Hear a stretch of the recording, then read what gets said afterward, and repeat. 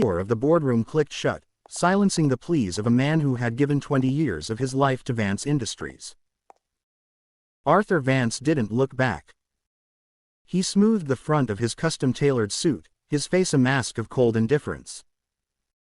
His chief of operations, a nervous man named Gregory, hurried to keep pace.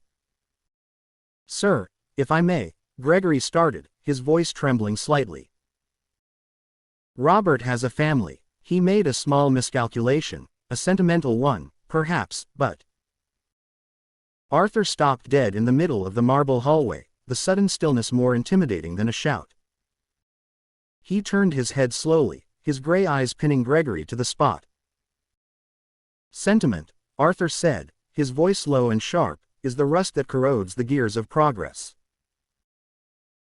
It cost this company 0.3% in quarterly projections. He is a liability. Remove him, and find me someone who understands that numbers don't have families." Gregory swallowed hard and nodded, defeated. "Yes, Mr. Vance." Arthur continued his walk toward the private elevator, leaving the wreckage of a man's career behind him without a second thought. This was his world, a world of clean lines, hard numbers, and brutal efficiency. He had built an empire by treating life as a ledger of profits and losses.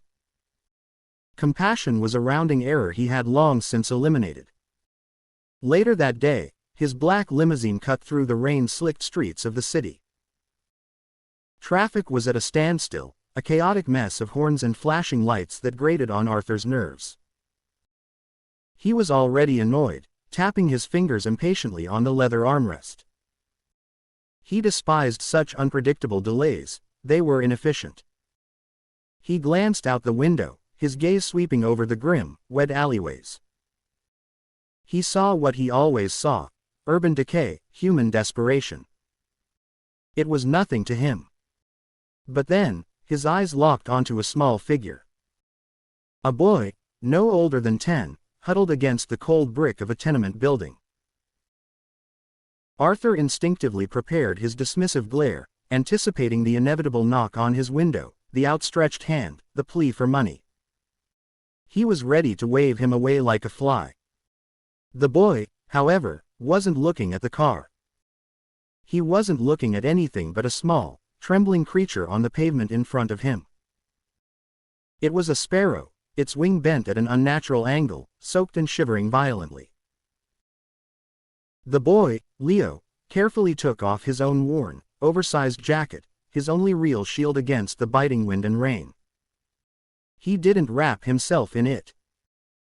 Instead, he draped it over a broken crate, creating a tiny, makeshift tent to shelter the helpless bird. He then broke off a piece of a stale bread roll he had in his pocket, crumbling it into tiny pieces and nudging them toward the sparrow. Arthur Vance stopped tapping his fingers. He watched, utterly transfixed. The boy was cold. The boy was hungry. The boy was giving away his warmth and his food to something that could give him nothing in return. It was illogical. It was inefficient. It was the most profound act of sentimental waste Arthur had ever witnessed. And for the first time in 30 years, a feeling he couldn't name, a strange, unsettling curiosity, broke through his icy exterior. He did something his driver of 15 years had never seen. He pressed the button to lower the tinted window.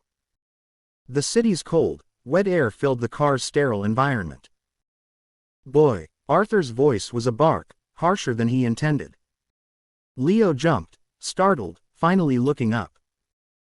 He saw the stern face of a rich man in a fancy car and instinctively tensed, ready for a command to move along. "What do you think you're doing?" Arthur demanded. Leo clutched the crate protectively. It's hurt, sir," he said, his voice soft but clear. "Its wing is broken. It can't fly in this storm. It will die." Arthur stared at him. The boy wasn't asking for anything. He was simply stating a fact.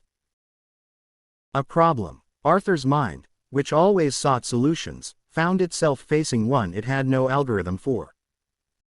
The logical thing was to drive on. The efficient thing was to ignore it. But he heard his own voice speak before his brain could veto the command. Get in the car. Leo's eyes widened. Sir. You heard me, Arthur said, his tone clipped and impatient. Get in, and bring your logistical problem with you.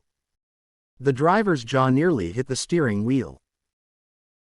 He watched in the rearview mirror as the homeless boy, clutching a broken crate with a dying bird, opened the billion-dollar door and slid onto the pristine leather seat. The boy was dripping water everywhere. He smelled of rain and pavement. He was a stain upon the perfect, orderly world Arthur Vance had so carefully constructed. The ride to the penthouse was silent. Leo was too awestruck to speak, his eyes darting around the luxurious interior. Arthur was silent because he was furiously trying to understand the impulse that had led him to this moment. When they arrived, Arthur marched Leo through the vast, museum-like foyer. Maria, he called out. His housekeeper appeared, her face a perfect mask of professionalism that barely concealed her shock at the sight of the drenched child. Sir. The boy needs a bath and clean clothes. And find a box. Something warm for the bird. Arthur turned to Leo. You will stay here tonight. Tomorrow, I will have you taken to a proper facility. Leo looked up at the cold, imposing man. He clutched his crate a little tighter. And the bird, he asked, his voice barely a whisper. Will it go to a facility too? Arthur paused. He had intended to have the creature disposed of. But looking into the boy's earnest, worried eyes, he found himself changing course yet again. No, Arthur sighed, the word feeling foreign on his tongue. I suppose I'll have to call a veterinarian. The veterinarian, a woman accustomed to treating pampered poodles, was stunned to receive a frantic late-night summons for a common sparrow. She splinted the tiny wing with professional grace, explained how to care for it, and left Arthur's penthouse with a story no one would ever believe. Arthur paid her fee, the cost of which could have fed Leo for a decade, and was left alone in his silent home with the boy and the bird. He'd set a rule. You will stay in your room, he'd told Leo. But the boy was a quiet force of nature. Arthur would find him not touching the expensive electronics, but sitting by the floor-to-ceiling windows, just watching the endless river of headlights below. One evening, Arthur found him in the grand library, staring at a dusty chessboard set up on a marble table. Do you know how to play? Arthur asked, his voice startling Leo. No, sir, I've just seen people play it in the park. It looks quiet. Arthur felt another one of those strange impulses. It is a game of logic, not sentiment. He pulled up a chair. Every piece has a purpose, a value. The king is everything. Everyone else is expendable for his protection. Sit, I will teach you. They played for hours. Arthur won every game, of course, but he found himself explaining his strategies, teaching the boy the cold logic of sacrifice and positioning. You see, Arthur said, capturing Leo's knight. A necessary sacrifice to secure a better position. Leo looked at the board. But the horse was brave, he said simply. It tried its best. Arthur stared at him. The boy wasn't seeing pieces on a board, he was seeing characters in a story. It was infuriating, it was absurd, and it made Arthur feel something. A flicker of warmth in a place he thought had long gone cold. Weeks turned into a month. The bird's wing healed. The day came to set it free. They stood on the vast balcony overlooking the city. Leo opened the box. The sparrow hopped out, tested its wing, and then, with a flutter, it soared into the sky, disappearing into the concrete canyons. Leo beamed, a smile so pure and bright it seemed to light up the gray afternoon. Arthur watched the boy's face, not the bird. That smile was a dividend he couldn't calculate, a profit he'd never known. That evening, a business associate, Mark, came to the penthouse to discuss a hostile takeover. He saw Leo reading in a corner and sneered. Still have your stray, Arthur? Mark said with a cruel laugh. I'm surprised. I thought you'd have tired of your little charity project by now. Before the old Arthur could answer with a cold, cutting remark, a new one spoke. He is not a project, Arthur said, his voice dangerously low. He is a guest in my home, and you will show him respect. Mark was taken aback, stammering an apology. But the change was undeniable. The fortress was crumbling. Arthur wasn't just sheltering a boy, he was defending him. He was protecting him. Years passed. Leo never left. He grew from a boy into a thoughtful young man under Arthur's guidance. Arthur taught him about business, about numbers, about the world. But Leo, in his quiet way, taught Arthur much more. He taught him how to laugh at a silly movie. He taught him the names of the staff he'd ignored for decades. He repopulated the empty rooms of Arthur's heart. When Arthur Vance passed away peacefully at the age of 78, the financial world held its breath. The battle for his empire would be legendary. His estranged relatives and ruthless executives gathered in the boardroom like vultures, ready to tear the company apart.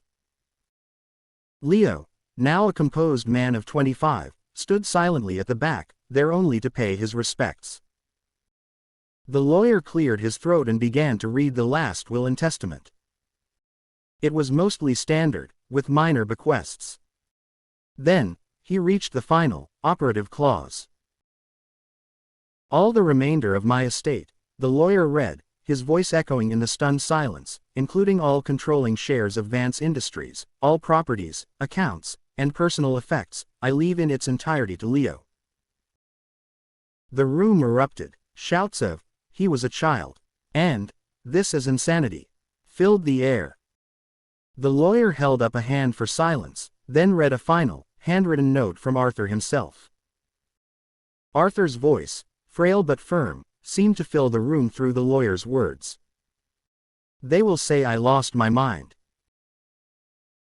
The truth is, I only found it when I was 60 years old, stuck in traffic on a rainy Tuesday. My life was a ledger of numbers, and I was deep in the red. I had everything, and I had nothing. Leo gave me the only thing I could never buy. The lawyer looked directly at Leo, his eyes softening. He read the last line. He gave me a necessary sacrifice. He sacrificed his knight, to save the king. Leo looked out the boardroom window, his eyes finding a bird soaring freely between the skyscrapers. A single tear traced a path down his cheek, but he was smiling. He finally understood the game. It wasn't about profits and losses. It was about what you were willing to protect. The story of Arthur Vance serves as a powerful reminder that the greatest investments we make aren't in the market, but in the heart. What do you believe was the most valuable thing Arthur truly gained in the end? Let us know your thoughts in the comments below. And if this story touched you, please like and subscribe for more content that explores the moments that change us forever.